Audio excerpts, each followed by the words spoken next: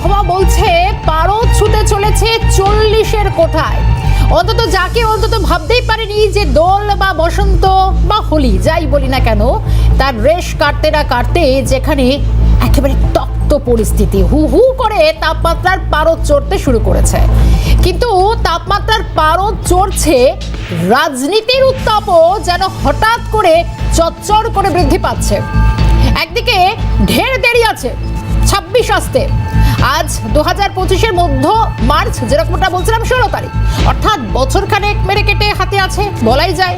অর্থাৎ দিনক্ষণ ঠিক হওয়াটা পুরো দূরের কথা, কিন্তু তার আগে কোথাও যেন সাম্প্রতিক একাধিক হালফিলের ঘটনা এবং নানা বিষয় যেন মনে করিয়ে দিচ্ছে এই নির্বাচন দোরগোড়ায় এলো বলে। অন্তত রাজনীতির উত্তাপ যেভাবে বাড়ছে তাতে তো এমনটা বলাই যায়।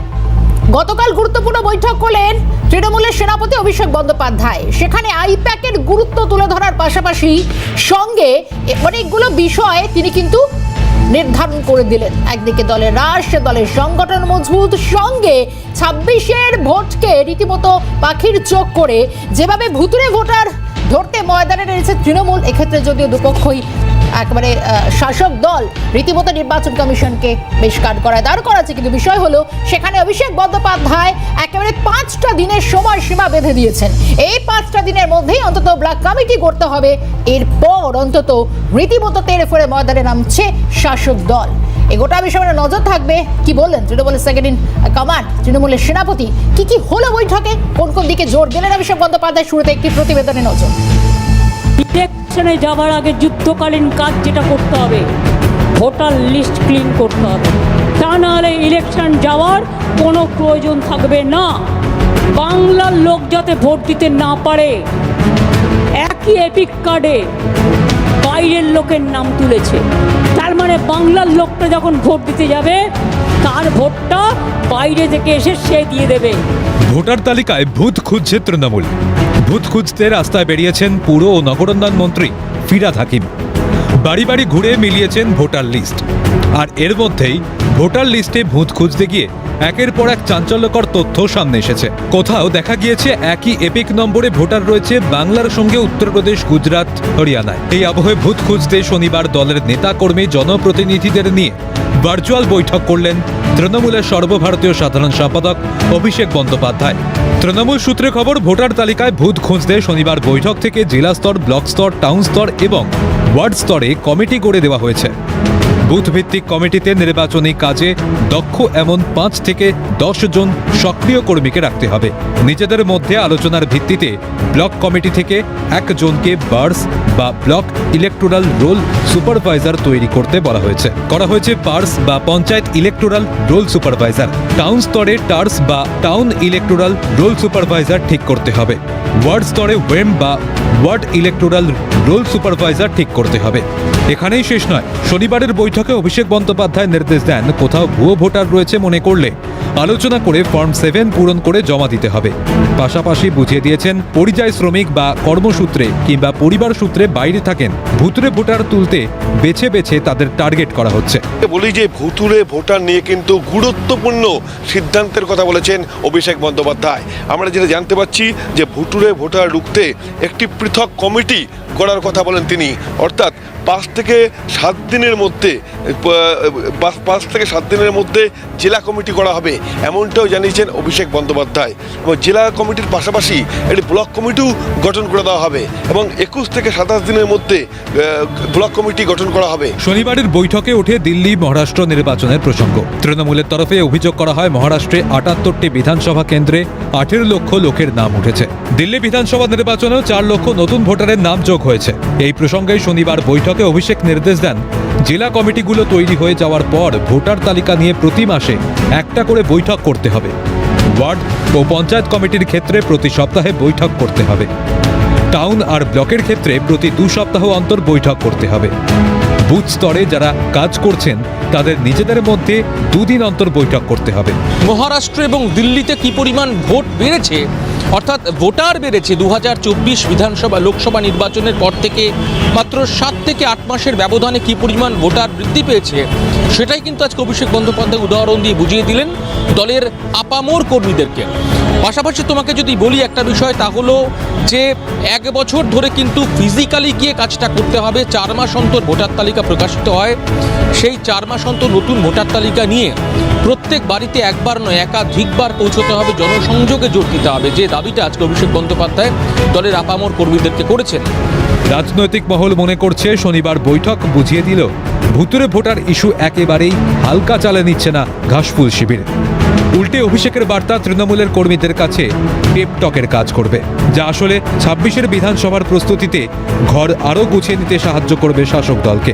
ভুতুরে ভোটার ইস্যুকে কেন্দ্র করে ভোটার লিস্ট পরীক্ষার নামে বাড়ি বাড়ি ঘুরে এমনিতেই এক দফা জনসংযোগ সেরে রেখেছে তৃণমূল।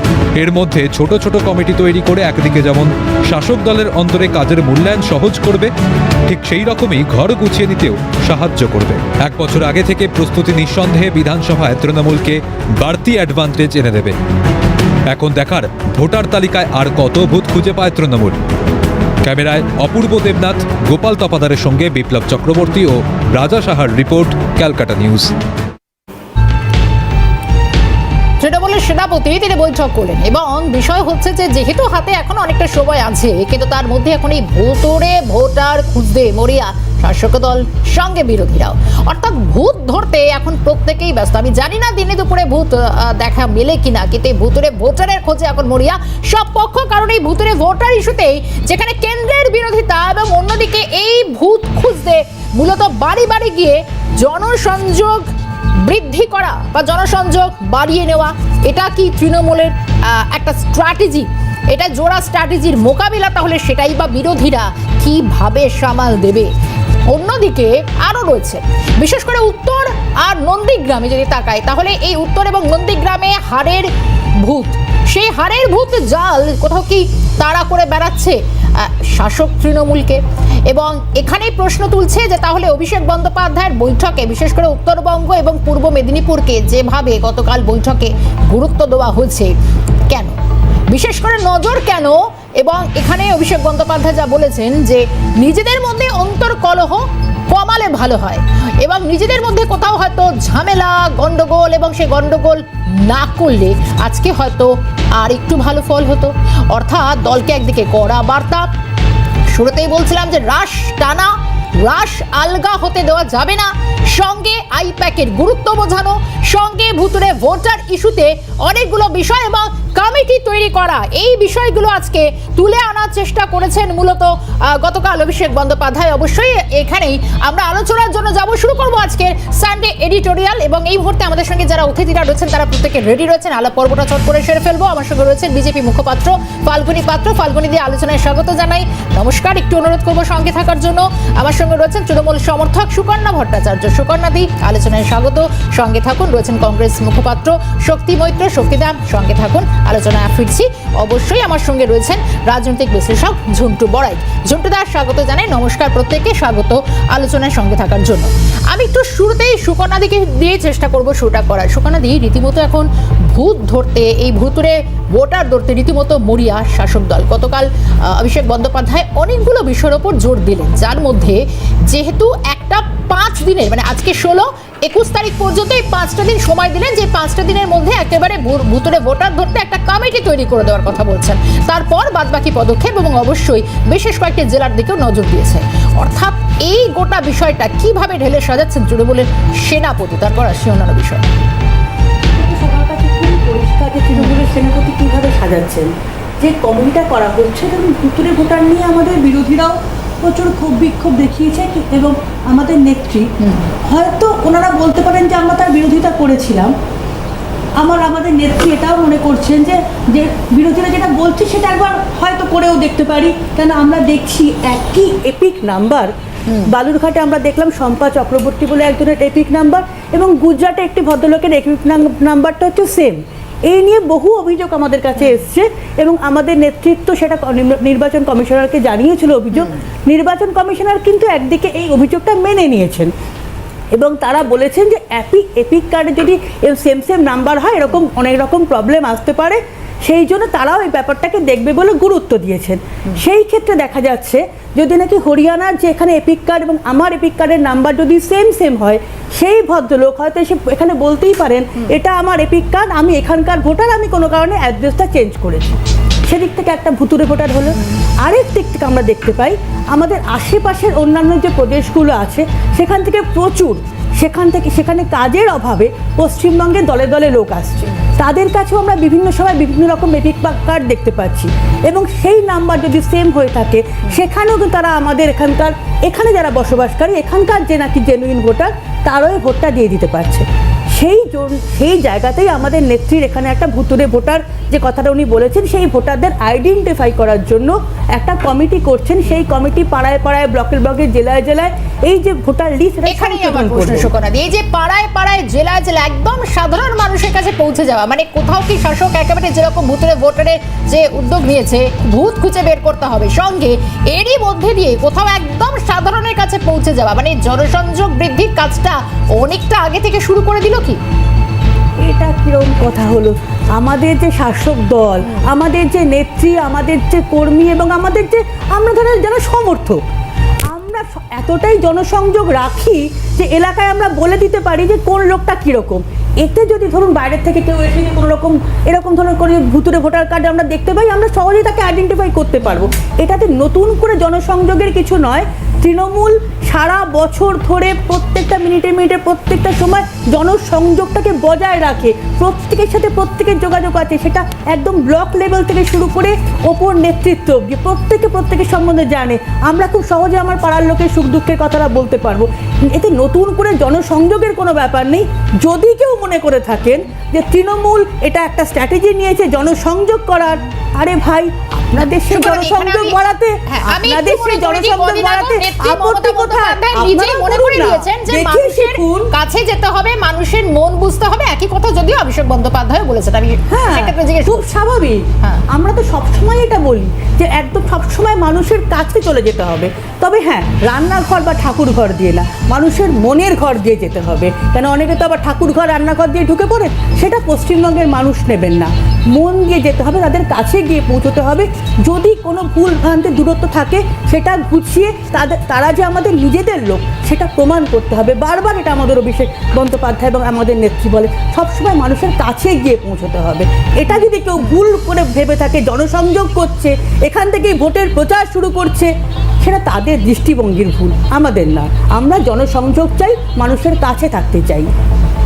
বেশ, সুকন্যাদির সঙ্গে থাকুন। আমি একটু ফাল্গুনিদির কাছেও অবশ্যই আসার চেষ্টা করবো। আমি প্রথম উত্তরটা সুকন্যাদিকে থেকে দেওয়ার চেষ্টা করলাম। এই যে জোড়া স্ট্র্যাটেজি, মূলত আমরা দেখতে পাচ্ছি রীতিমতো গত কয়েকদিন ধরে যখন সংসদ অধিবেশন শুরু হলো সেখানে রীতিমতো শুরু থেকে ভুতুরে ভোটার ইস্যুতে কেন্দ্রের বিরোধিতা, এপিক ইস্যুতে উত্তাল হলো সংসদ। শুধু তাই নয়, রীতিমতো কমিশনের কাছে যাওয়া এবং সঙ্গে রাজ্যে যেভাবে তেড়ে ফুড়ে ময়দানে নেমেছে শাসক এবং ভুতুরে ভোটার খুঁজতে একদিকে কমিটি করে দেওয়া, সঙ্গে রীতিমতো জনসংযোগ বৃদ্ধি। এই যে জোড়া স্ট্র্যাটেজির পথে শাসক, বিরোধীরা কিভাবে সামাল দেবে?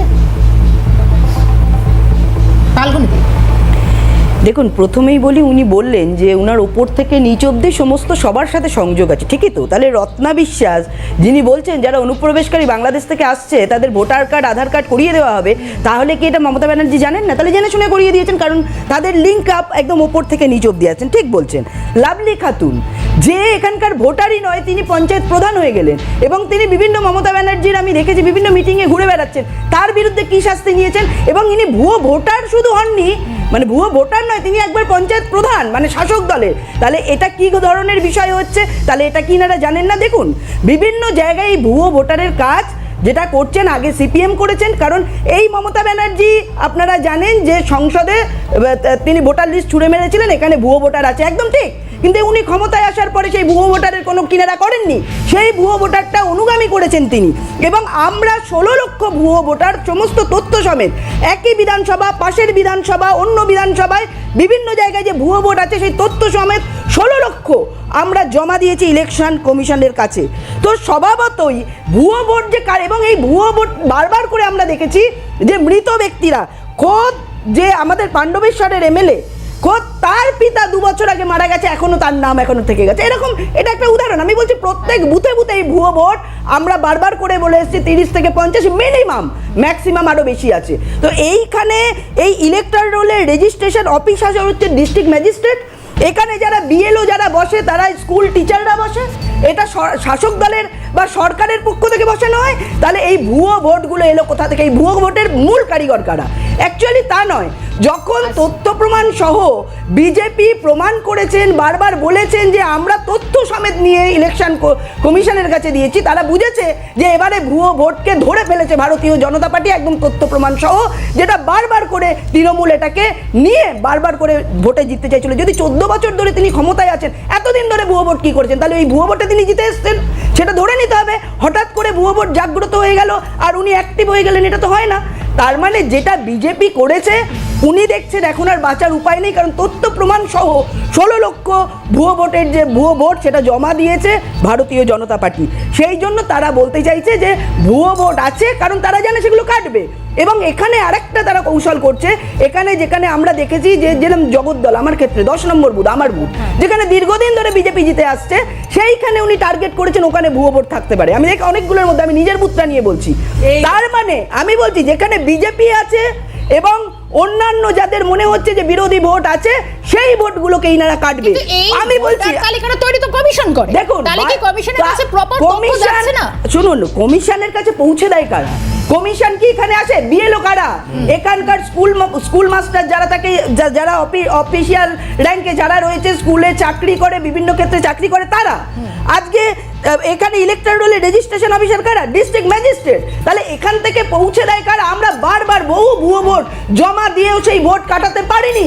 এটা বারবার ধরে আমাদের বিভিন্ন স্তরে আলোচনা আমরা করেছি যে এত ভুয়ো ভোট আমরা জমা দিয়েছি, কিন্তু সেই ভোট কিছুতেই কাটছে না। কারণ এইটা তো পৌঁছে দিতে হবে, এখানকার যারা আছেন তারা ওখানে পৌঁছে দেবেন। ইলেকশন কমিশন এখানে এসে দেখতে যাচ্ছে দিল্লি থেকে কে ভুয়ো বা কে ভুয়ো নয়, সেটা কে পৌঁছে দেবে? সেটা পৌঁছে দেবে সেখানকার যে বিএলও, সেখানে পৌঁছে দেবে কে? রেজিস্ট্রার অফিসার, ডিস্ট্রিক্ট ম্যাজিস্ট্রেট, তারা পৌঁছে দেবে। অর্থাৎ এখান থেকে হয়েই কিন্তু ওখানে যাচ্ছে। তো এইটা বুঝতে হবে। সেই জন্য বিষয়টা আপনারা জনসংযোগ করুন, আমাদের কোনো আপত্তি নেই। আমরা চাই ভুয়ো, দেখুন 1 লক্ষ রেশন কার্ড, 1 লক্ষ, শুনুন 1 মিনিট আমি বলে দিই, আপনি বলবেন। 1 লক্ষ, প্রায় 1 লক্ষ রেশন কার্ড, 1 লক্ষ প্রায় আধার, জব কার্ড বাদ গেছে যখন এই আধার লিঙ্ক করানো হয়েছে। কোথায় ছিল? ভুয়ো ধরতে পারেননি এত রেশন কার্ড? আপনারা কোনো ব্যবস্থা নিয়েছেন যে এত রেশন কার্ড ভুয়ো বেরিয়েছে, সেখানে এত লোক চুরি করেছে, এত রেশন চুরি হয়েছে, কোনো সিআইডি, কোনো পুলিশ? সঙ্গে থাকুন, আমি সুকনা দিকে জানাচ্ছি। সুকনা দিকে এটাই তো বিষয়, ডিএম দের থেকে যাবতীয় হিসেবটা বুঝে নেবে কমিশন। তাহলে কি ডিএম দের কাছে আড়াল করা হচ্ছে গোটা বিষয়টা, তাদের কাছে তথ্য গোপন করা হচ্ছে? ডিএমরা হচ্ছেন সরকারি লোক, যে সরকারেরই হোক, তারা সরকারের প্রতিনিধি, সরকারি চাকুরে। এবার দেখুন, সরকারকে সঠিকভাবে পরিচালনা করা প্রত্যেকটা অফিসিয়ালের ডিউটির মধ্যে থাকে।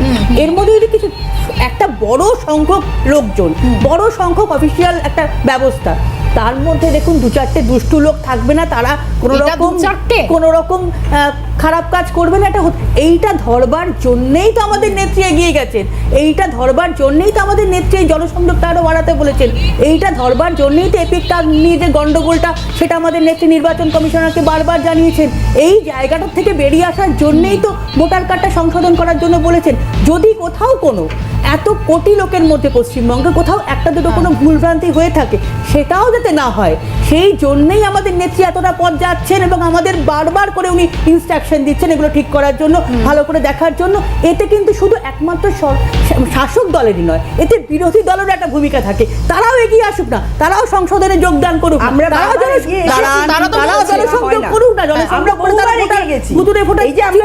না, তাহলে তো আমাদের নেত্রী খুশি হবে। আমাদের নেত্রীর একটাই উদ্দেশ্য যে ভোটার কার্ড এবং ভোটার যে লিস্টটা আছে ওটা একদম সঠিকভাবে ভোটটা যেন সব দিকে পায়, সেটা সে যে দলেরই হতে পারে। সেই অবস্থায় মহারাষ্ট্র বা দিল্লির মতো না হয়, পশ্চিমবঙ্গের মতোই হয়, মহারাষ্ট্রের মতো আমাদের এটা দেখতে না হয়। সেই জন্য আমাদের নেত্রী এগিয়ে। বেশ, আমি শক্তিদার কাছে আসছি, কিন্তু দ্রুত একবার আমি একটু ঝন্টুদার কাছে যাই। ঝন্টুদা, একটা বিষয় যেটা আমি শুরুতেই দেখানোর চেষ্টা করেছিলাম যে অভিষেক বন্দ্যোপাধ্যায় তিনি কারণ তার এই বৈঠকের দিকে প্রত্যেকে তাকিয়েছিলেন, কিন্তু বিষয় হচ্ছে একেবারে এই ভুতুরে ভোটার নিয়ে রীতিমতো সংসদ, আমি শুরুতেই যেটা বলছিলাম যে সংসদ গত কয়েকদিন ধরে থেকে লাগাতার যে অন্তত জায়গায় গেল কমিশনের নালিশ জানাতে দুপক্ষকেই যেতে হলো, কিন্তু বিষয় হচ্ছে ভুতুরে ভোট ধরতে যেরকম এদিকে রাজ্যে অন্তত তৎপরতা, এক টানা অন্তত শাসকের বা তৃণমূলের বিরোধিতা, কেন্দ্রের বিরুদ্ধে সুর চড়ানো, সব থেকে বড় কথা একেবারে অভিষেকের ওই কমিটি তৈরি করে দেওয়া, কিন্তু এই সব মিলিয়ে কি মনে হচ্ছে, কারণ আগামী 5 দিনের মধ্যে ভোটার লিস্ট সংক্রান্ত একটা যাবতীয় কমিটি অভিষেক বন্দ্যোপাধ্যায় একেবারে বেঁধে দিয়েছেন। অন্যদিকে এই গোটা পরিস্থিতিতে বিরোধীরা এটাকে কিভাবে সামাল দেবে এই জোড়া স্ট্র্যাটেজিকে? এটা প্রথমে শর্মিষ্ঠা শুনতে পাচ্ছ? একদম শোনা যাচ্ছে। দেখো, আমার কর্মজীবনটা নির্বাচন কমিশনের ম্যানুস্ক্রিপ্ট রাইটিং থেকে শুরু হয়। আইনটা আমি কিছুটা জানি এবং স্পষ্টত তোমায় বলি, নির্বাচন, ভারতবর্ষের নির্বাচন কমিশন কিন্তু কো ফেডারাল স্ট্রাকচারে স্টেট হ্যান্ডসের উপরে নির্ভর করে। ভারতবর্ষের টোটাল যে নির্বাচন কমিশনের স্ট্রেংথ, তার 20% অনলি তাদের অফিসার র্যাঙ্কের পার্মানেন্ট স্টাফ, অ্যান্ড 80% স্পেশাল আইন 1951 সালের পিপল রিপ্রেজেন্টেটিভ অ্যাক্টের অনুযায়ী তারা স্পেশাল অ্যাক্টে টাইম টু টাইম স্টেট হ্যান্ডসগুলোকে তুলে নেয়। ফাল্গুনী ম্যাডাম ঠিক বলেছেন যে ডিএম এখান কিন্তু অল ইন অল নির্বাচনের দায়িত্বে থাকেন।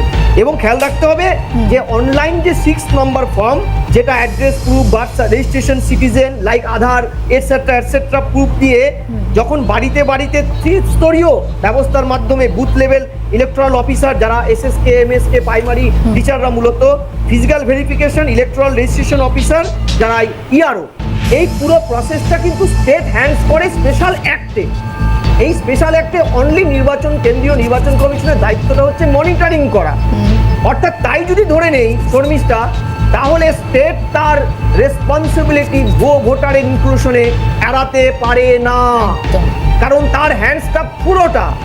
অর্থাৎ আমি যদি আজকে দাঁড়িয়ে পুরো অভিষেক বাবুর কালকে পুরো প্রোগ্রাম, তার ভিত্তিতে আমরা সন্ধ্যাবেলা একটা অনুষ্ঠানও করেছিলাম, যদি ধরি একটা ইস্যুতে তার কর্মীদের রাস্তায় নামাতে হয়, সিপিএম বাড়িতে বাড়িতে জনসংযোগ করতে আম নিয়ে যেত, শক্তিবাবু হয়তো জানেন, তারা আম্বুবাচি অনুষ্ঠান করতেন, আম কার্যত আম জনগণ খায়, তাও আম নিতে হতো কেন? মানুষের মধ্যে জনসংযোগটাকে নিবিড় করার একটা ইস্যু দরকার। সেই আমটা তুমি ধমকির আম ধরতে পারো, ভালোবাসার আমও ধরতে পারো। তৃণমূলের সেকেন্ড ইন ফার্স্ট কমান্ড তিনি একটা ইস্যু চাইছেন। ঠিক পুরনো একটা কথা মনে পড়ছে রবীন্দ্রনাথ ঠাকুরের, যেটা ইস্যুটা আলাদা ছিল, তুমি মহারাজ সাধু হলে আজ, আমি আজ চোর বটে। অর্থাৎ ইলেকশনের এই এন্টায়ার ভুয়ো ভোটারের সিকোয়েন্সটা স্টেটের অনলি রেসপন্সিবিলিটি। এটা তা না হলে সিপিএম এর বিরুদ্ধে রাস্তায় নেমে তৃণমূল নেত্রী এই ভুয়ো ভোটার প্রসঙ্গে কি কি করেছিলেন, এবং এনআরসির জননী বলতে পারেন ভারতবর্ষের তৃণমূল নেত্রীকে, এটা তিনি জানতেন। আজকে তিনি যখন বলছেন কেন্দ্র ভুয়ো ভোটার ঢোকাচ্ছে, তাহলে আমি বলবো একটা ইস্যুতে তার কর্মচারীদের অ্যাক্টিভ করতে হবে। এবং তোমাদের এই যে হ্যাশট্যাগটা উঠেছে জনসংযোগের একটা ইস্যু, এটাকে নতুন পথে আনার জন্যই কিন্তু এই কৌশল নিয়েছে। এটা কৌশল, জাস্ট কিচ্ছু না। কারণ যদি তুমি ভুয়ো ভোটারটা ধরো, পুরো এন্টায়ার চ্যাপ্টারটা রেসপন্সিবল স্টেট রেসপন্সিবল। এটা তোমার আমার নয়, সংবিধানে প্রদত্ত ভার্সনটা বলছি 1951 সালের পিপল রিপ্রেজেন্টেটিভ অ্যাক্টে কে ভুয়ো ভোটার না voter only depends on the state machineries, not central. তারা মনিটরিং করে, মনিটরিং অথরিটি সেই রেসপন্সিবিলিটি আক্ষরিক করতে থাকে না স্টেটের। সত্যি না, তখন থেকে যে আলোচনাটা হচ্ছে যে একদিকে ভূতুরে ভোটার ধরতে বড়িয়া শাসক, বিরোধীরাও বলছে যে অন্তত ভূত ওঝা সবই সামনে আসুক, যা অন্তত ভূতুরে ভোটার তালিকায় কাউকে আর জায়গা করে দেওয়া যাবে না। হাতে অনেকটা সময় রয়েছে ভোটের নির্বাচনে, কিন্তু তার আগে অন্তত যেভাবে তেড়ে ফুড়ে ময়দানে নেমেছে, সঙ্গে জনসংযোগ বৃদ্ধির অন্তত একটা রাস্তা দেখা যাচ্ছে। সব মিলিয়ে কেন্দ্রের বিরোধীরা আপনাদেরও তো একটা দায়িত্ব রয়েছে, কি মনে করছেন? শর্মিষ্ঠা, আমার আগে ফাল্গুনী দেবী বলেছেন, সুকন্যা মাছি ছোট নাম ধরেই বলছি, জন্টুবাবু বলেছেন, তুমি বিশ্লেষণ করেছ। সংসদীয় গণতন্ত্রের শেষ কথাটা বলে একটা নির্বাচন কমিশনের ভোটার তালিকা। ওই তালিকায় যারা নাম থাকে বৈধ ভোটাররা গিয়ে ওই ভোটের দিনটা তাদের গণতান্ত্রিক অধিকারটা প্রয়োগ করে, এবং প্রয়োগ করে আগামী 5 বছর কে ক্ষমতায় থাকবে কে ক্ষমতায় থাকবে না সেটা নির্ধারণ করে। এখন সেই মূল জায়গাটায় সেই দৈত্যকে আইডেন্টিফাই হয়ে গেছে যে এটা ভুতুরে। বিজেপি বলছে 16 লাখ তারা আইডেন্টিফাই করেছে, তৃণমূল কংগ্রেস বলছে যে একই ইলেকটোরাল, একই এপিক নাম্বারে, একই এপিক নাম্বার বহু জায়গায় আছে। কেউ বলছে আমার বাবা বা কাকা বহুদিন আগে মারা গেছে, আমি অবজেকশন দিয়েছি, ফর্ম ফিল আপ করে জমা দিয়েছি, তাও তার ভোটটা এসে দিয়ে যাচ্ছে। এই ঘটনাগুলো ঘটছে। একটা কথা পরিষ্কার জানা দরকার, যে ঘটনাটা হচ্ছে, প্রথম বলি, এইবারের election commission that is 100% illegal. আগে ছিল প্রধানমন্ত্রী, চিফ জাস্টিস এবং অপোজিশন লিডার। এখন হচ্ছে প্রধানমন্ত্রী, তার একজন প্রতিনিধি এবং অপোজিশন লিডার। তাহলে মূল্যটা কোথায় রইল? আজকে ধনী ভোটে দুটো তো তাদের ফেভারে চলে যাবে, নাম্বার ওয়ান। আর ভোটার লিস্টের কাজ যারা বুথ লেভেলে কাজ করে তারা জানে 6 নম্বর, 7 নম্বর, 8 নম্বর, এই যে এগুলো একদিন দুদিনের নয়, নির্বাচন এগিয়ে এলেই নয়, সারা বছর ধরে এই কাজটা হয়। আজকে যে কথাটা আমরা পরিষ্কারভাবে বলতে চাই, যে কারা করে ভোটার লিস্টের কাজ, একটা কথা ঝুন্টুবাবু কিছুটা সঠিক মূল্যায়ন করেছেন, যে 1951 সালের যে তাতে 20% হচ্ছে পার্মানেন্ট স্টাফ, আর 80% তারা কেউ আসে স্কুল টিচার, কেউ আসে টেম্পোরারি ওয়ার্ক থেকে। আমাদের এই এলাকায় ধরো এই 110 দমদম উত্তরে আমরা কাদের দেখি বাড়িতে বাড়িতে গিয়ে ভোটার সংগ্রহ করে, তারা 100 দিনের কাজের লোক, কেউ প্রাইমারি স্কুল টিচার। যখন যেখানে বাড়ির থেকে যেভাবে বলে দেওয়া হয় সেইভাবেই তারা ইনপুট করে চলে যায়। এইবার আমরা আমাদের সভাপতি নির্বাচন কমিশনের সঙ্গে দেখা করেছেন। সবচেয়ে আশ্চর্যের ব্যাপার, নির্বাচন কমিশন অ্যাডমিট করেছে, তারা স্বীকার করে নিয়েছে যে হ্যাঁ, ভোটার লিস্ট সংশোধন করার প্রয়োজন, আপনারা আপনাদের লিস্ট জমা দিয়ে যান।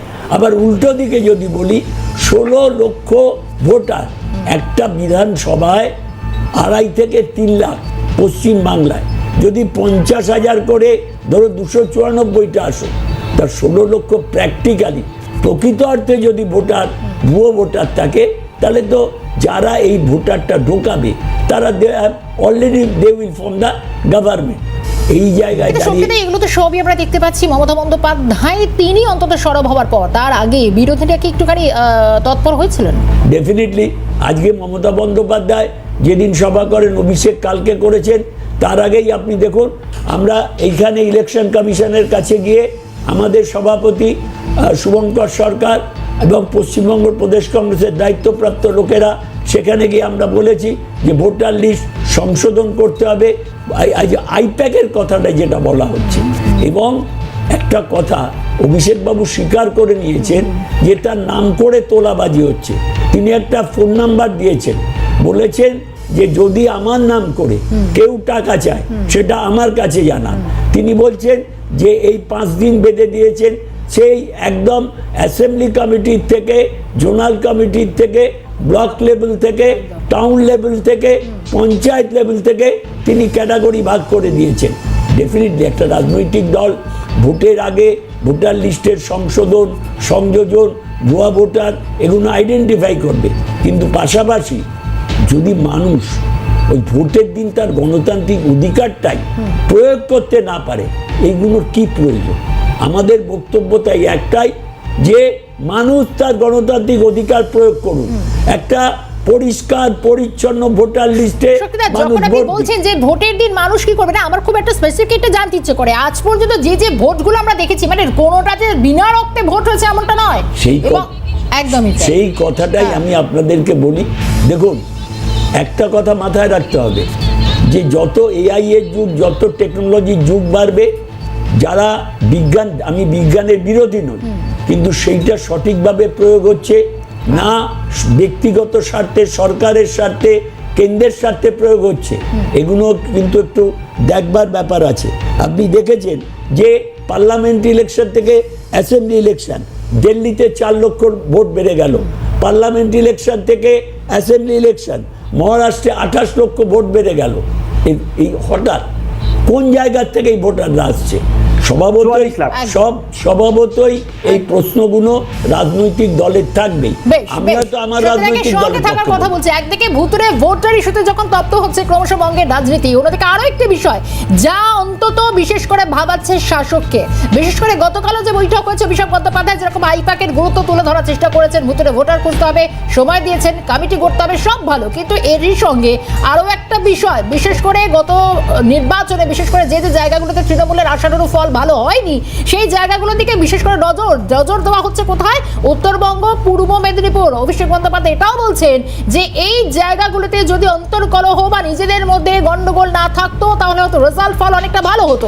এই গোটা বিষয়ে আমি এই বিষয়ে আলোচনার জন্য আমি সরাসরি যাব, আমার সঙ্গে রয়েছেন অবশ্যই ঝন্টুদার কাছে যাওয়ার চেষ্টা করে। ঝন্টুদা, এই যে বিষয়টা অন্তত একটা কথা কি পরিষ্কার হচ্ছে যে উত্তর আর নন্দীগ্রামে ভালো ফল না হওয়াটা, সেখানে হারের জন্য ক্রমশ সেই হারের ভূত কোথাও তৃণমূলকে তাড়া করে বেড়াচ্ছে, আর তার জন্য কি বিশেষ করে যে যে জায়গাগুলোতে ফল ভালো হয়নি শাসকের, বিশেষ করে উত্তর এবং পূর্ব মেদিনীপুরে বাড়তি গুরুত্ব আরোপ করলেন অভিষেক বন্দ্যোপাধ্যায়।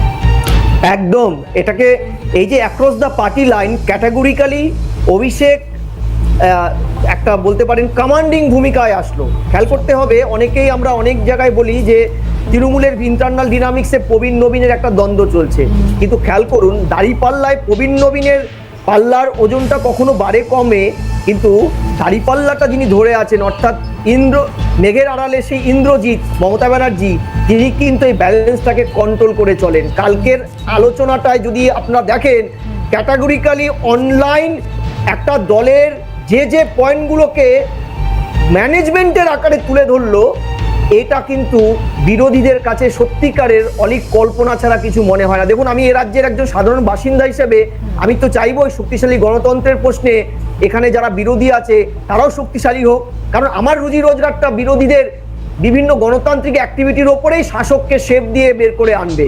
কিন্তু খেয়াল করে দেখুন যে নবীন প্রবীণ আদি নব্য যাই দ্বন্দ্বের কথা তৃণমূলে বলুক না কেন, সার্বিক অর্থে ভোটের সময় কিন্তু তারা কনসলিডেটলি তৃণমূল।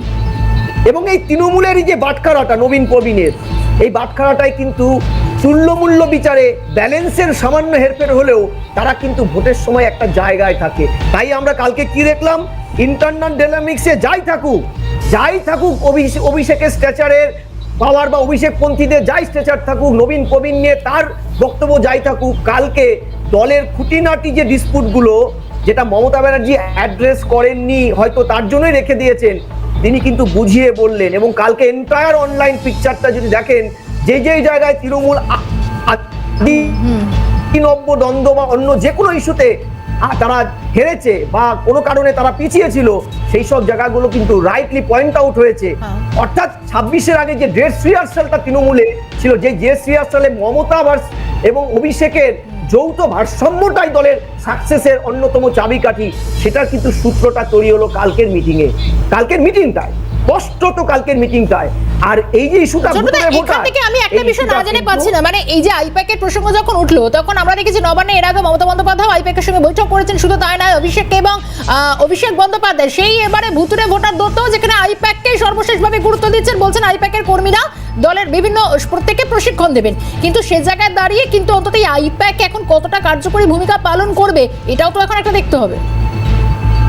শোনো, মমতা ব্যানার্জি বা মদন মিত্র বা সৌগত রায় আইপ্যাককে যতই প্যাক বলুক না কেন, তারাও জানে ভোট কৌশলীর ভূমিকাটা কোথায় গিয়ে দাঁড়িয়ে। সেই কারণে শর্মিষ্ঠা ভোট কৌশলীকে মাঝে মধ্যে ভৎসনাদ করতে হয়েছে, প্রবীণদের ক্ষোভ বিক্ষোভগুলোকে প্রশমিত করতে মমতা, কিন্তু বকলমে এই যে ভোট ম্যানেজার, তারা যে ভোট কৌশলী 19-এর নির্বাচনে পর্যুদস্ত হওয়ার পরে যেভাবে তৃণমূলকে ঘুরে দাঁড়িয়ে আনতে সাহায্য করেছে, তাতে তার বাস্তবতা কিন্তু তৃণমূল নেত্রী বুঝেছেন বলেই তাকে সমঝে বুঝে লিমিটেড করে দিয়েও কাজে লাগাচ্ছেন। আরেকটা জিনিস খেয়াল রাখো, এই বাস্তবতা বিজেপি দলটাও বুঝেছে বলে তুমি দেখো একটু আগে অ্যাড দিয়েছে বিজেপি নেতা 35,000 মান্থলি বেতনে 35 বছর অনূর্ধ্ব একাধিক কর্মী চাই। এই যে ভোট ম্যানেজারেরই বিকল্প একটা রূপ হিসাবে, অর্থাৎ আজকের যুগে সারা পৃথিবীর ভোট চিত্রে কিন্তু ভোট ম্যানেজারদের, ভোট ম্যানেজমেন্টে ভোট কৌশলীদের একটা বড় ভূমিকা আছে। মমতা ব্যানার্জি এটা বোঝেন, কিন্তু মাঝে মধ্যে এটা বলতে হয়, কারণ একদম ঝন্টুদা অবশ্যই একটু সঙ্গে থাকার কথা বলি। এই যে ভোট কৌশলীর কথা বললে না, মনে পড়লো অন্তত ভোট কৌশলী প্রশান্ত কিশোরের কথা, অর্থাৎ একদম আমরা যাকে পিকে বলে জানি। মমতা বন্দ্যোপাধ্যায় অন্তত একটা সময় বলেছিলেন যে এখন অন্তত পিকে নেই, রীতিমতো তার প্রভাবও অন্তত আগামী কয়েকটা নির্বাচনে থাকছে না, তিনি এখন অন্যান্য দল করেছেন। নেতাজি ইন্ডোরে দাঁড়িয়ে মমতা বন্দ্যোপাধ্যায় পিকে প্রসঙ্গে অন্তত কি বলেছিলেন, যে ফেব্রুয়ারি মাসের একটি বক্তব্য আমরা পাচ্ছি, একবার শোনাই।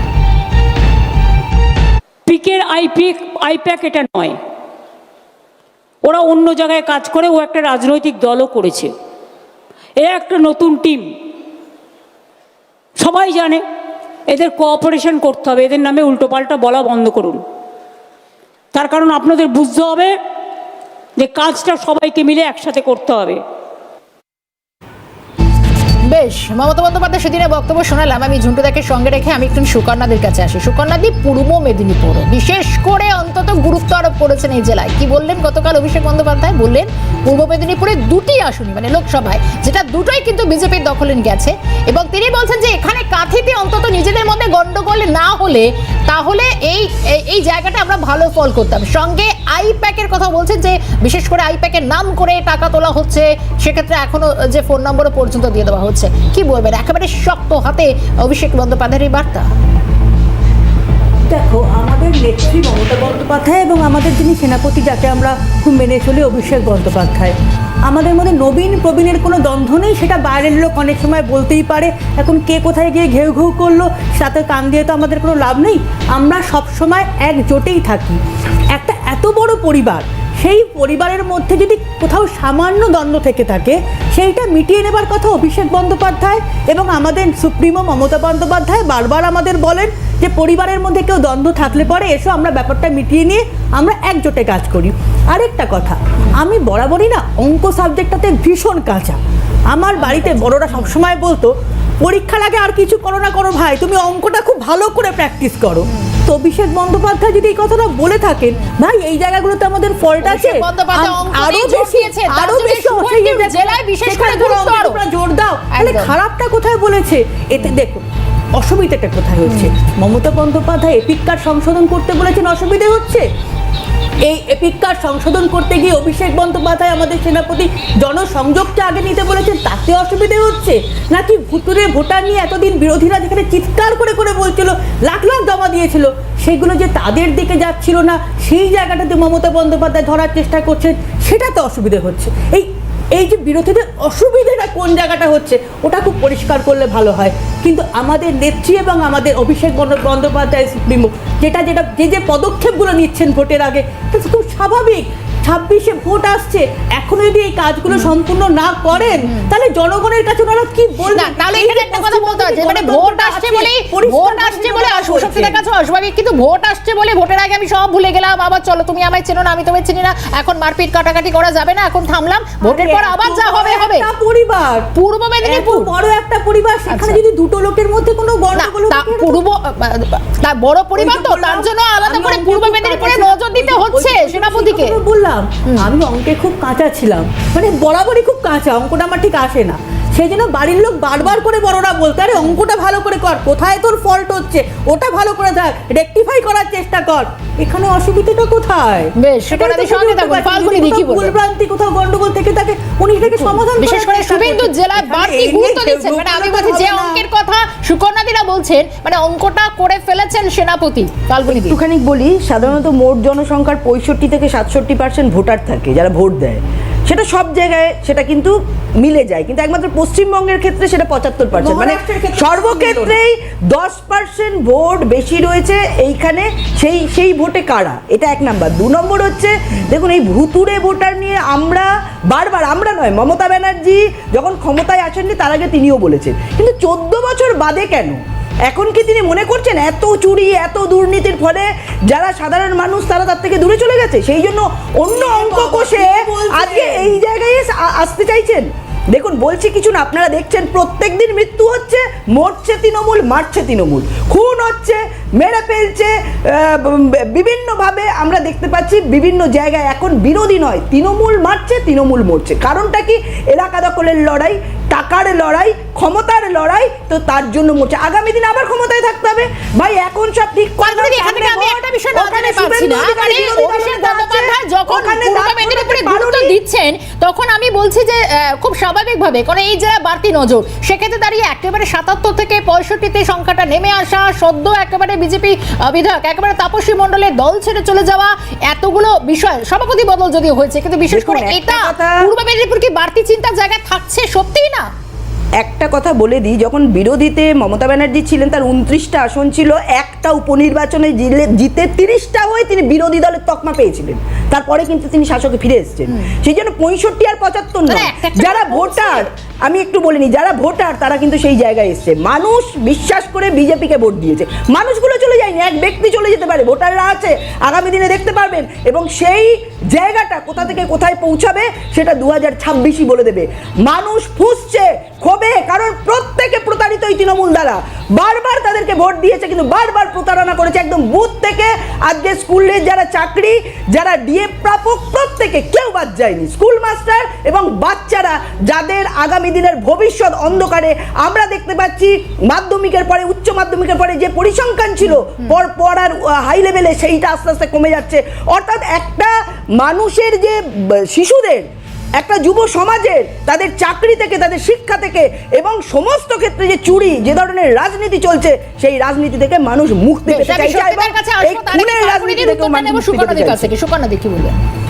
দেখুন, এত কিছু শুনলাম, অভিযোগের পর অভিযোগ, অভিযোগের পর অভিযোগ, কিন্তু জানেন তো এত কিছু অভিযোগ করার পরই আমাদের কন্যাশ্রী তাদের টুকলি করতে হয়। আমরা যে এই ঝন্টুদাই মাত্র বলছিলেন যে আইপ্যাক দেখে সেটাকে টুকলি করেও আবার একটা অফিসিয়াল বিজ্ঞপ্তি আসে, ভোটার যারা কাজকর্ম করতে পারে সেরকম কিছু লোকজন চাওয়া হয়, সবই টুকলি। তারপরে হাতে চিৎকার চেঁচামেচি, অভিযোগের পর অভিযোগ। আরে আসুন না, আমাদের দেখে কিছু শেখার চেষ্টা করুন। আসলে দূরত্বটা এতটা বেশি না, এখন চেষ্টা করলেও কোনো ফল হবে না।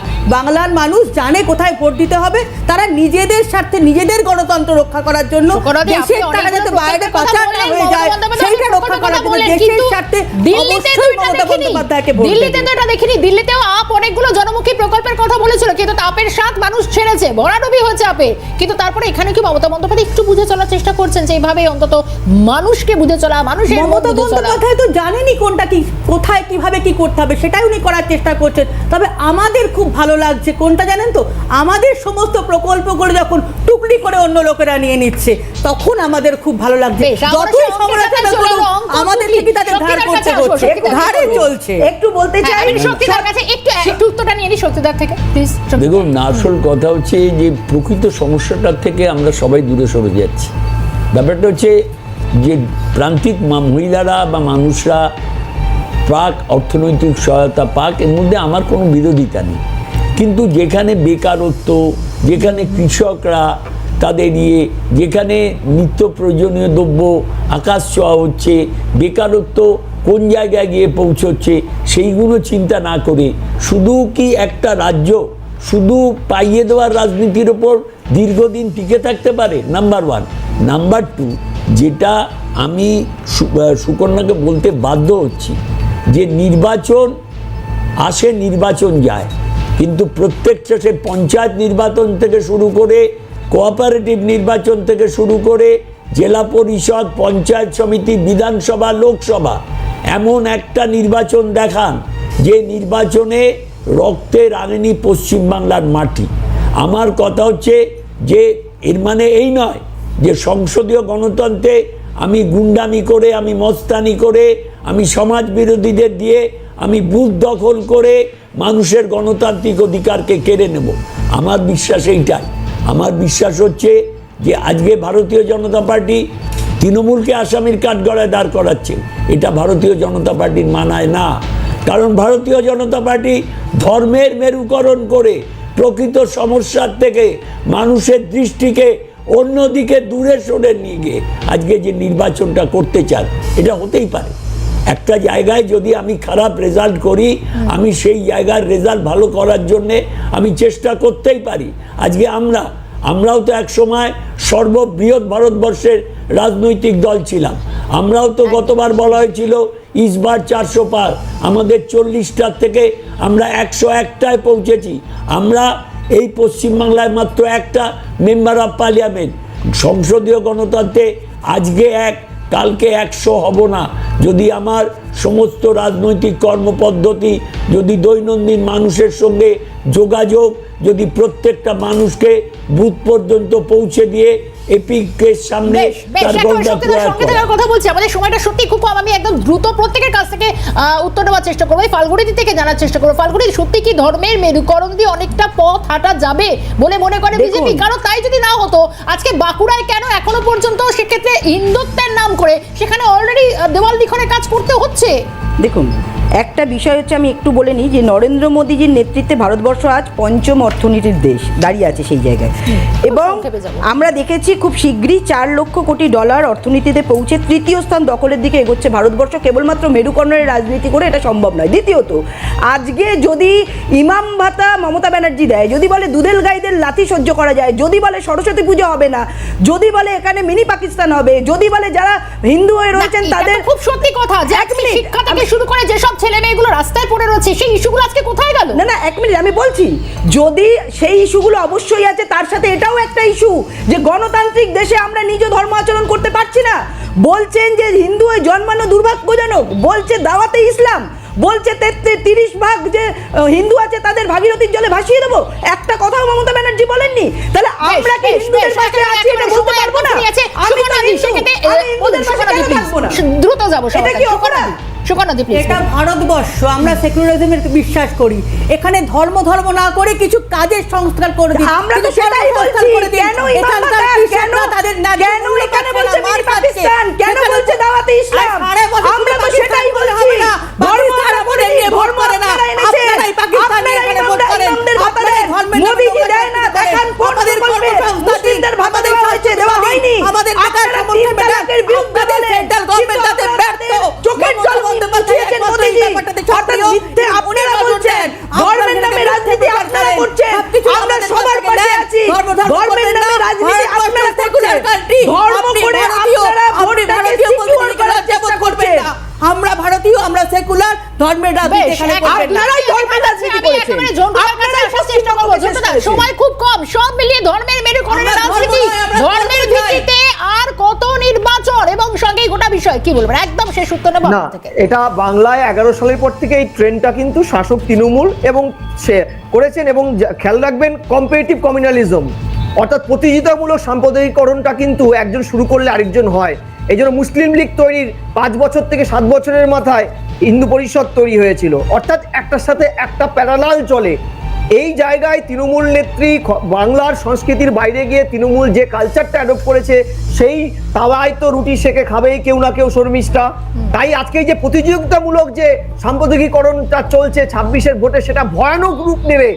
সেখানে যুযুধান দুটো গোষ্ঠীর মাঝখানে তৃতীয় গোষ্ঠী হিসাবে শক্তি দ্বারা বা এখানকার বামেরা কি ভূমিকা নেয়, সেটাই কিন্তু শুভবুদ্ধি সম্পন্ন মানুষের একটা বড় জায়গা প্রশ্ন থাকছে আমাদের। কারণ আমরা ক্লান্ত, এসব দেখতে দেখতে ক্লান্ত। বিধানসভা একটা ক্লাব স্তরে পরিণত হয়েছে, ক্লাব, শর্মিষ্ঠা বিধানসভা ক্লাব, যেখানে বংশ পরিচয় বলতে হচ্ছে সিএম কে।